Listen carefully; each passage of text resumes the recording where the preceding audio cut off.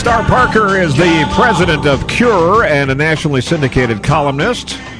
You can go to starparker.com for all of her writings and updates and information on her appearances, etc. A good friend of ours, good friend of the show. Star, good to have you back in the New Year's rotation now. Second Tuesday of every month. Let's synchronize our calendars. We got them synchronized. Only the time difference we have to keep in mind. That's right. It's good to be with you. All right. Well, welcome back. Any love notes from the White House yet saying, you do make a lot of sense. Come on over for a chat. Sure.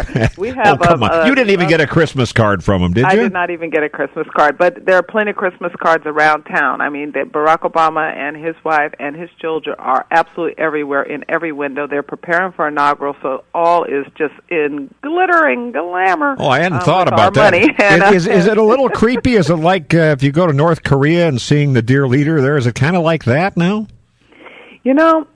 In a way it is, but what's really unique about this city is how slow government works.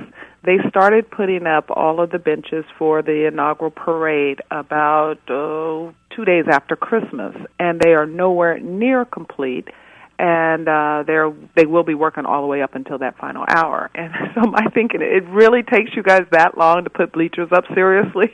Well, I guess they're also having a problem with selling enough tickets. There's not exactly huge demand, as there would have been if the other side had won.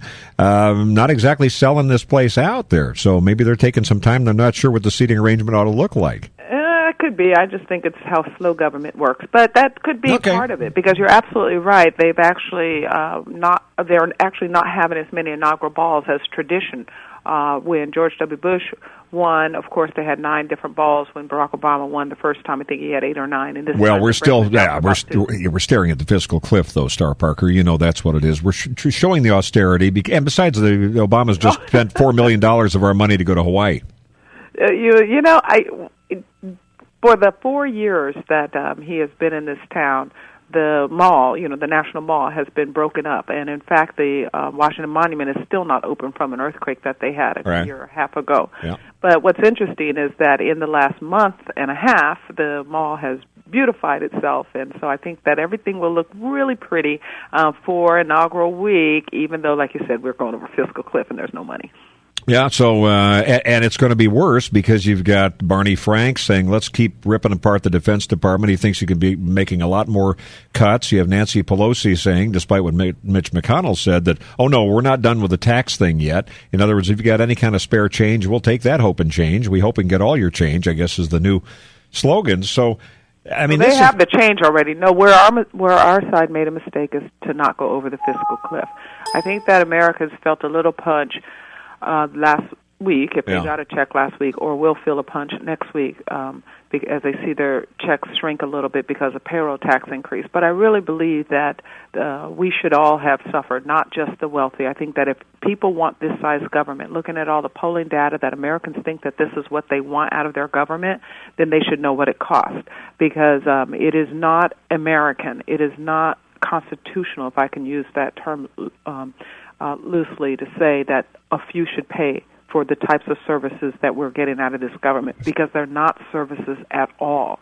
There are a lot of places we can cut back. We can joke about what the other side is saying, but they are extremely serious about making sure that there is more revenue in any and every deal. And the fact that the Republicans gave in so quickly on this last deal, even though some think it went to the final hour, no, that was quick, because the alternative was, no, we'll go over the cliff with you, rather than spend a month saying Barack Obama really wants to go over the cliff. Of course he did, but so do most Americans, because they keep polling that they want this big government, then pay for it. And Barney Frank, you mentioned him, he could be in the Senate as we're going through the debt ceiling and the he'd like that gig. He'd like to be there.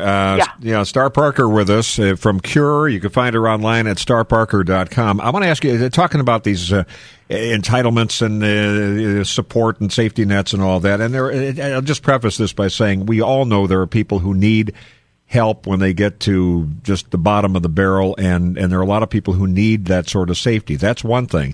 The people who work the system, that's another thing. We had a problem here on Monday in San Diego County, where 17,000 food stamp recipients got these debit-style high-tech electronic balance transfer cards, and they all of a sudden had an electronic glitch and stopped working, so the balances were zero. Now, in the middle of this is another thing, and I think I'd like to hear your thoughts on this as somebody who used to be out there on the welfare system until one day in church you went, I'm not doing that anymore, and turned your life around in a lot of different ways.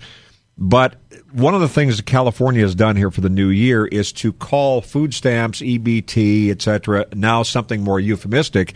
It's now called CalFresh.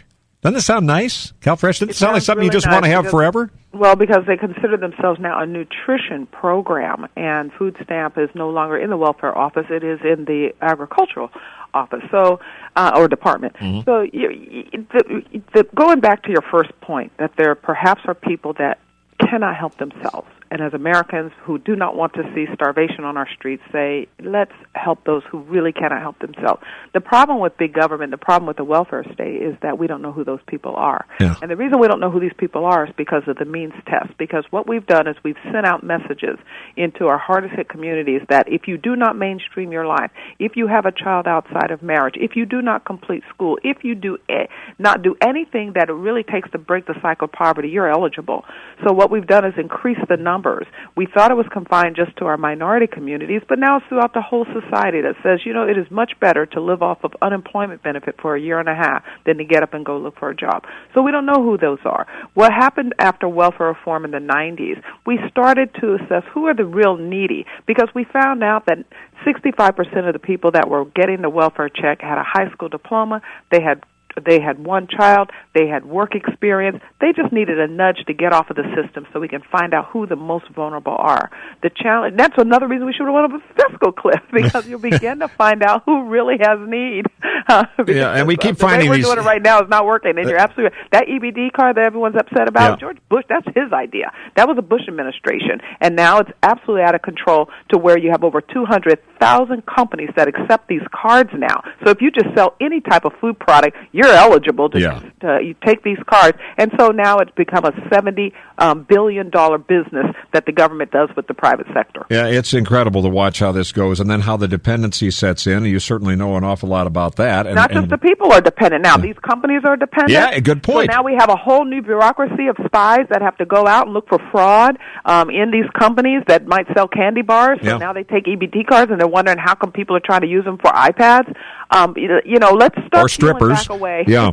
And only accept them at the grocery store if we're going to accept them at all. There's an idea. Star Parker with us, starparker.com. The other big thing, and this is probably something talked about more than fiscal cliff and all these other bottom line issues, what's happened in the wake of the horrible attack in Connecticut back before Christmas. And, of course, all this week we're hearing the updates in the Aurora shooting as that suspect is back in the hearing process here. So all these grisly stories are coming out. And then there's this increased push for, let's just turn in all the guns. One of the things you've pointed out, and you've got this posted over on starparker.com, is how African Americans in America ought to be embracing the NRA's gun proposal when it comes to security. What do you mean by that, and how much heat you taking? Well, actually, I'm getting a lot more support for that column than heat at this point. Because most blacks agree that if we want to stay free, this was the edict that coming out of what it means to not be armed. That is how they kept people enslaved. Keep them ignorant and keep them unarmed. And that's why slavery went on for over 80 years since the founding of this country. Who are you looking at in terms of all these issues when it comes to backbone? I mean, who are the good men or women on Capitol Hill who you look at and say, you know what, I'm encouraged that they are there. We need more like them. Who's at the top of your list, or is it a very short list right now, Star? Well, it's not a short list, but it is a private list because I'm, as you know, part of the Tea Party movement loosely, but many of the new energy that is in Washington and came here a couple of years ago to get real business done. But because we're under such tremendous attack, those few and faithful to what the Constitution says and to what Christianity says, we're just keeping a low profile as we build out our plans for how we're going to reposition ourselves going into this next 4 years of a Barack Obama administration and a Republican Party establishment status quo. So I'm not naming names, but just know this. There are some really good statesmen here. Good. Some who had never been to Washington, D.C. in their life until they were elected, and they are going to work hard. They are praying hard, and we're going to win this because we can't go on. in the state of affairs as they are. Yeah. We just can't as a country. They could play debt ceiling games, they could play CR games, they could play fiscal cliff games, but we can't go on like this. We're looking at collapsing economically because of the choices that have been made over the last 30 years with Social Security and Medicare and Medicaid sitting on top of all of this. So, I'm very encouraged, and you should be too. Yeah, well, I am, and I'm encouraged of the fact that more people in the next few days, you mentioned this, if people have not been paid yet this month, and that comes later this week, if they didn't get paid with the new, with the 2% back in for starters on that 2% break that's no longer a break on Social Security, on FICA, that's really shocked a lot of people already. I don't know if you've seen some of these tweets from Democrats online where they're saying, what is this? Now, obviously, they blame Republicans for it, too. Right. But you know what's fascinating? It's a wake-up call. Is that they should have never cut that tax. Remember we were having the payroll tax discussions. People were scratching their head wondering, how come Republicans are against this particular tax cut? And it's because most Americans didn't understand that the payroll tax is your Social Security tax. Remember, that's that fraudulent program that they keep telling you they have a trust fund with your name sitting over there on it. Lockbox. As they take that money out of your account, they're putting it in there. Oh, That's not true, and then they cut it. Well, Al Gore said it was in a lockbox, or should be. All right. Well, my head hurts now. Thank you, Star, for the clarity, though. Well, you know what? People, if you want it, pay for it. It's like your teenager. All right. You give them a credit card, they'll run it up. You give them the bill, and all of a sudden they get some discipline. All right. Amen to that. StarParker.com. Thank you, my dear. See you soon. Okay.